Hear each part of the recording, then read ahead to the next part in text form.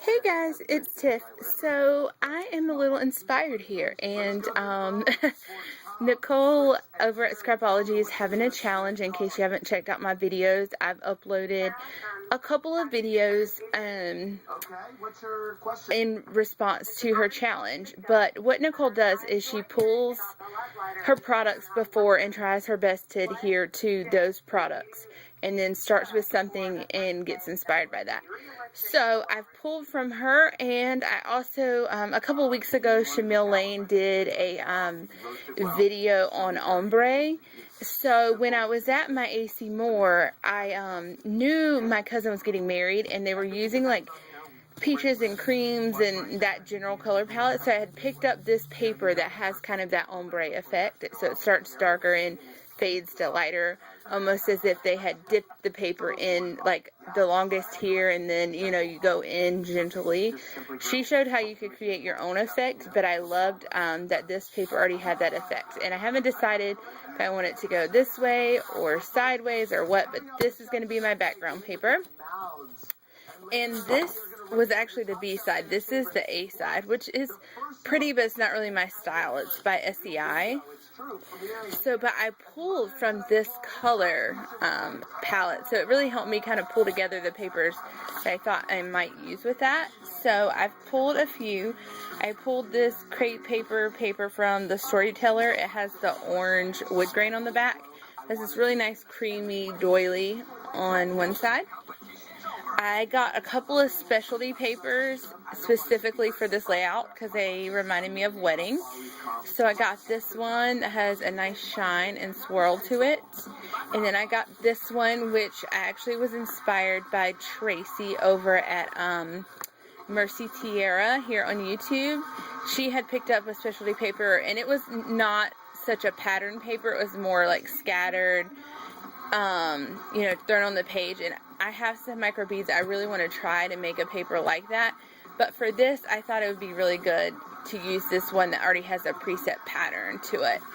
So I got those two specialty papers. And then the last one I have is My Mind's Eye paper. And it's actually from the Lost and Found. It looks like this.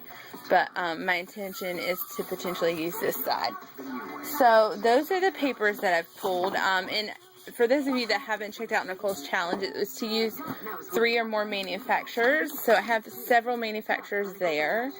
And this is not a response to her video. This is just another video that I'm going to do with kind of the similar requirements. So I've pulled this glassine bag from my Studio Calico kit, and I really want to do like a stacked layered look. I can't decide if I want to use one or both of these photos. This is them coming back down the aisle at the end of their wedding, and they're just such a cute couple. So, and then this is them at their first dance. So I'm trying to decide if I want to use both or just one for this particular layout. I've pulled my Heidi Swapp Color Shine. P.S. If you saw my dress form video when I was talking about Georgia Peach, Heidi Swapp, this is what I was talking about. It's a new product. It's called Color Shine. It's super duper shimmery. In fact, I've sprayed a Cat Scrappiness craft piece here in that color, which I am potentially going to use on the layout. So there is that, again, for a layering piece, but I may also sprinkle on the layout with this color. I'm not really sure yet. I also pulled from Lavish Laces, this really pretty trim, which I've actually cut in half. I used half on the dress form for Bridget, but I thought it'd be fun to tuck some lace in there because I don't know if you can tell in the photo, but her dress was actually made, it was a lace dress. Then I pulled these two Recollections trims that I may or may not use. I've pulled these Martha Stewart little flowers. I used those on the last layout for Nicole's challenge. I've pulled these Amy Tangerine. I'm pretty certain this is the alpha I'm going to use. This Amy Tangerine wood grain. Because it's new to me. I love it. And it's kind of gives a different element of texture to this.